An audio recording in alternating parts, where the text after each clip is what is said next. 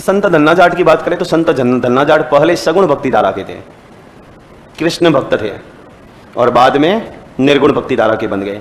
इसी कारण मैंने आपको एक बात बोली है कि एक समय आप एक विचारधारा को मानते हो तो उस विचारधारा के अंतर्गत आओगे, और इनके अंतिम जीवन में ये निर्गुण भक्ति धारा के थे। इसी कारण हम सबसे पहले किसको पढ़ेंगे? और धन्ना को पढ़ने का दूसरा कारण और भी है, क्योंकि राजस्थान में भक्ति आंदोलन को प्रारंभ करने का श्रेय भी किसको जाता है? धन्ना जाट को जाता है। संत धन्ना जाट का जो जन्म है, जन्म हुआ था धुवनगांव टोंक में। धुवनगांव टोंक में इनका जन्म हुआ था। इनके गुरु का जो नाम था, गुरु का नाम था रामानंद। बोलो कौन से नंद? और इनके उपदेश जो है, इनके उपदेश धन्ना जी की आरती कहलाते हैं। किसकी आरती कहलाते हैं? धन्ना जी की आरती कहलाते हैं। इनका मेला जो है, इनका मेला वैशाख माह की कृष्ण पक्ष की अष्टमी को भरता है। वैशाख माह की कृष्ण पक्ष की अष्टमी को भरता है। और ध्यान रखना, इन्हें तुम्बे वाला संत, कौन सा संत? तुम्बे वाला संत, वो फसल रोग निवारक संत कहते हैं।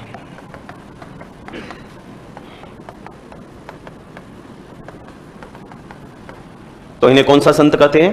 तुम्बे वाला संत और फसल रोग निवारक संत कहते हैं। राजस्थान में भक्ति आंदोलन का जनक संत धन्ना को कहते हैं। अच्छा, राजस्थान में भक्ति आंदोलन के जनक तो संत धन्ना है, तो भक्ति आंदोलन के प्रणेता कौन है? प्रणेता ऑप्शन दो, धन्ना, पीपा, दादू, इनमें से कोई नहीं। पीपा, वेरी गुड। राजस्थान में भक्ति आंदोलन को प्रारंभ करने का श्रेय किसको जाता है? धन्ना, पीपा, दादू। पीपा, वेरी गुड। जब मैं बोल रहा हूं इन्हें राजस्थान में भक्ति आंदोलन का जनक कहते हैं, तो प्रारंभ करने वाले भी तो यही हुए ना, प्रणेता भी तो यही हुए ना। धन्य हो रहे तुम लोग। तो राजस्थान में भक्ति आंदोलन को प्रारंभ करने का श्रेय किसको जाता है? धन्ना जाट को जाता है। संत धन्ना के उपदेशों को सिखों के 5वें गुरु अर्जुन देव ने गुरु ग्रंथ साहिब में शामिल किया है।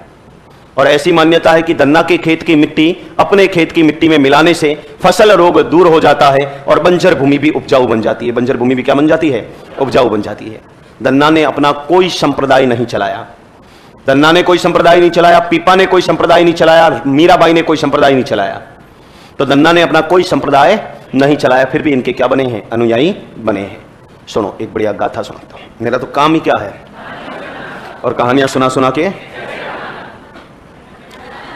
लड़कों की ओर से आया शिक्षा देना, और लड़कियों की ओर से आया पैसे कमाना। मतलब समझ रहे हो? हाँ, अब सुनो, समझ रहे हो ना? समझ गए? बस सुनो। संत धन्ना की बात करें तो संत धन्ना का जो जन्म है धुवनगांव टोंक में हुआ था। घर में भक्तिमय माहौल था। कहते हैं ना, घर का जैसा वातावरण होता है बच्चा वैसी ही शिक्षा ग्रहण करेगा। घर में संतों का आदर हो, साधु सन्यासियों का आदर हो, तो उसका सीधा सा प्रभाव बच्चे पर भी पड़ेगा। और अगर घर में लड़ाई झगड़े हो रहे हो, गाली दी जा रही हो, तो बच्चा भी वैसा ही ग्रहण करेगा। तो धन्ना के घर में भक्तिमय माहौल था, संतों का आदर था, उसका सीधा प्रभाव धन्ना पर भी पड़ा। धन्ना का परिवार किसान था। एक साधु धन्ना के घर आया करते थे। जब आते थे तो कुछ दिन धन्ना के घर ही रुका करते थे। एक बार धन्ना ने साधु को नोटिस किया कि साधु सवेरे जल्दी ब्रह्म मुहूर्त में नहाकर तैयार होता है। उसके पास एक मूर्ति है। साधु उस मूर्ति को नहलाता है, उस मूर्ति को तुलसी की पत्तियों का भोग लगाता है। और जब साधु स्वयं भोजन करने वाला होता है, तब सबसे पहले उस मूर्ति को भोग लगाता है।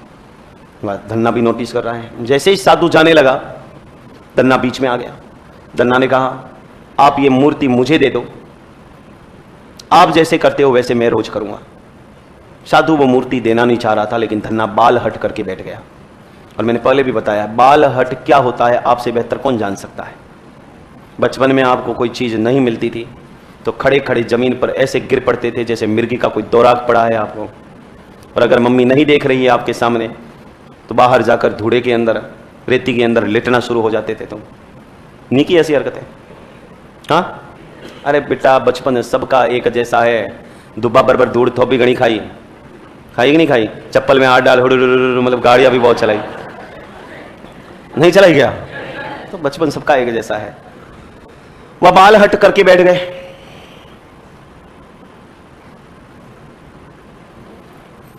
बाल हट करके बैठ गए तो, लेकिन साधु मूर्ति देना नहीं चाह रहा था। तो साधु के पास एक काला पत्थर था, शालिग्राम, वो धन्ना को दिया। और धन्ना को कहा, इसे ही मूर्ति समझना, जैसे मैं रोज करता हूं तू भी वैसे ही करना। खुशी खुशी धन्ना ने वो ले लिया। अब धन्ना सोच रहा है सवेरे कब हो गया, शाम को।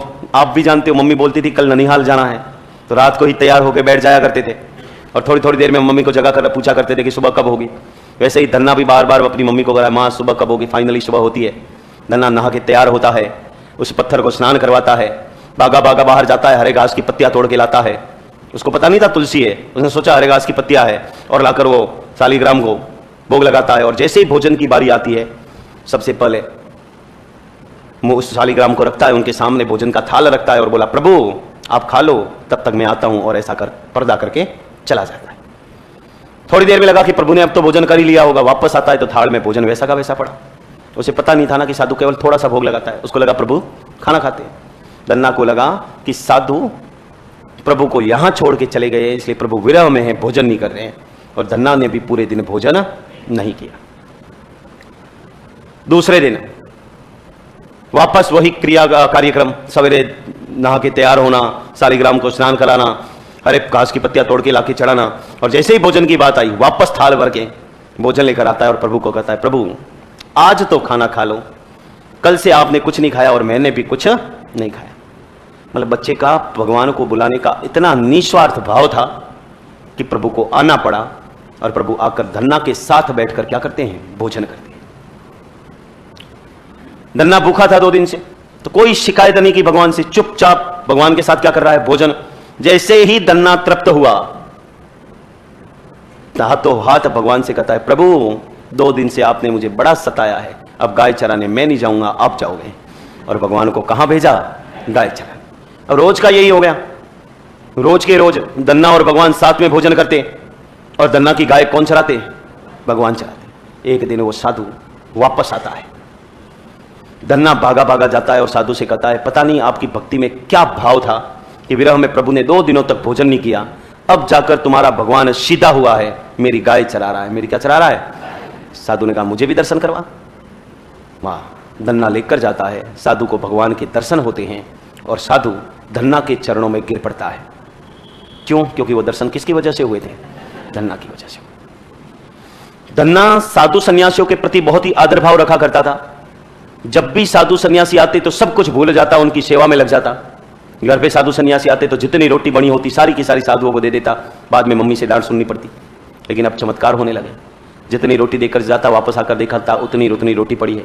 एक बार रोटी नहीं थी, दूध का भरा हुआ पतीला था, साधु आए, वो पतीला ही दे दिया कि पियो मौज करो। वापस आकर देखा तो पतीला दूध का भरा पड़ा था। कहते हैं कि धन्ना स्वयं किसान थे, खेतों पर काम किया करते थे। मावट होती है, मावट तो जानती है, मावट होती है। तो धन्ना के घर वालों ने गेहूं के बीज दिए और कहा, धन्ना खेतों में जाकर ये बीज बोआ। मैं धन्ना बैलों को लेकर, बैलगाड़ी को लेकर, बीज लेकर खेतों की तरफ जाता है। रास्ते में साधु मिल जाते हैं और मैंने कहा, जैसे ही साधुओं को देखता सब कुछ भूल जाता। पास में कुछ नहीं था, वो गेहूं के बीज थे जो बोने लाया था, वही साधुओं को दे दिया कि इसका आटा बनाना, खाओ पियो मौज करो। वह साधु बीज लेकर आगे बढ़ते, तभी धन्ना को याद आया, अरे ये बीज तो मैं बोने लाया था, अब घर वालों को बोलूंगा तो घर वाले डांटेंगे, इससे अच्छा है बिना बीजों के ही हल जोत देता हूं। घर वालों को बोल दूंगा, हल जोता या नहीं उपजे तो नहीं उपजे, मैं क्या करूं। और धन्ना बिना बीजों के ही खेत जोत कर वापस आ जाता है। कुछ दिनों तक खेतों की तरफ जाता ही नहीं, जाए भी क्यों, पता है कुछ बोया ही नहीं है तो उपजेगा क्या। लेकिन तभी गांव में बात फैलती है कि अब तक की सबसे बेहतरीन फसल अगर किसी के खेत में लहरा रही है तो वो कौन है, धन्ना। धन्ना आश्चर्यचकित कि ऐसा पॉसिबल कैसे हो सकता है। और धन्ना नंगे पांव खेतों की तरफ भागता है और जाकर देखता है कि गेहूं की सबसे बेहतरीन फसल अगर किसी के खेत में लहरा रही है तो वो किसके खेत में लहरा रही है, धन्ना के खेत में। तभी तो कहते हैं कि आप कोई कार्य करते हो और उसके पीछे आपका निस्वार्थ भाव का उद्देश्य होता है तो परमपिता परमेश्वर भी आपकी मदद अवश्य करते हैं। धन्ना ने वो गेहूं के बीज साधुओं को दिए थे, तो क्या धन्ना का कोई स्वार्थ जुड़ा था उससे? तो स्वार्थ नहीं था, तो भगवान ने भी उसकी क्या की, मदद की। ऐसा नहीं है धन्ना अपने लिए कुछ नहीं मांगा करते थे, अपने लिए भी मांगते थे, अपने लिए भी मांगते थे। वो कहते थे कि अच्छा मकान हो, सुंदर बीवी हो, पापा पापा करने वाले बच्चे हो, लेकिन ये कहीं पर भी स्वार्थ नहीं है, कहीं पर भी स्वार्थ नहीं। सर इनके ऊपर तो मूवी भी बनी हुई है, बिल्कुल मूवी बनी हुई है, लेकिन जो मैं कहानी सुना रहा हूं और जो मूवी में कहानी है उन दोनों में रात दिन का अंतर है। वो भी कहानी सुनाऊंगा, मूवी वाली भी। अब मूवी का जिक्र आ ही गया तो क्या पता कि जाके देख लो तुम और फिर बोलोगे तो सर ने तो कोई और ही कहानी चिपका दी है। एक बार धन्ना अपने खेतों पर तरबूज बोता है और निपजते तुम्बे हैं। तुम्बे जानते हो ना, दो प्रकार के होते हैं, एक तो कठोर तुम्बा होता है वाद्यंत्र वाला, एक तुम्बा होता है मतीरे जैसा, तरबूज जैसा, खाने में काफी टेस्टी होता है, मतलब कड़वा होता है नहीं होता है? आप लोगों में से किसी ने मतीरा समझ के तुम्बे को टेस्ट किया है? अपने वहां पर कुछ तो छोटे छोटे होते हैं तुम्बे, लेकिन कुछ बड़े बड़े होते हैं मतीरे जैसे, और मतीरे और तुम्बे का गिर भी एक जैसा होता है। और बच्चे हो अगर आप तो पहचान नहीं पाओगे, बड़े तो पहचान लेते बीजों से, तो मतीरे का बीज बड़ा होता है और तुम्बे का बीज छोटा होता है। मुझे आज भी याद है 7th या 8th क्लास में था मैं, तो वो तुम्बा था मतीरे के पास ही, पता नहीं था, फोड़ा और गिर उठाया और मुंह में रखा। उस दिन के बाद आज तक वापस मैंने मतीरा नहीं खाया है। मुझे आज बताया कि मतीरा मीठा है, लेकिन बचपन में कई बार होते हैं ना जो बात बैठ जाती है, बस बैठ जाती है। तो निपजे तुम्बे, जागीरदार को सबसे ज्यादा हिस्सा किसके खेत में मिलता था? धन्ना, क्योंकि सबसे बढ़िया फसल किसके खेत में होती थी? धन्ना के खेत में होती थी। तो जागीरदार बैलगाड़ियां लेकर आया, आगे आकर देखा तुम्बे।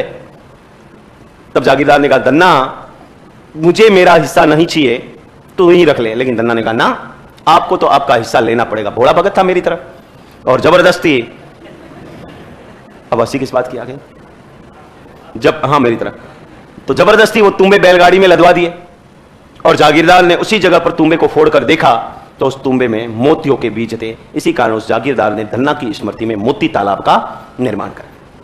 उसके बाद जब धन्ना रामानंद की शरण में चले जाते हैं, रामानंद जी से शिक्षा लेते हैं, तब वो निर्गुण भक्ति धारा के बनते हैं कि भगवान को जिस रूप में मैंने देखा, भगवान मुझे उस रूप में दिखाई दिए, अर्थात उस परम पिता परमेश्वर का स्वयं का कोई आकार नहीं है, वो कोई भी आकार ग्रहण कर सकता है, इसीलिए वो क्या बने? निर्गुण।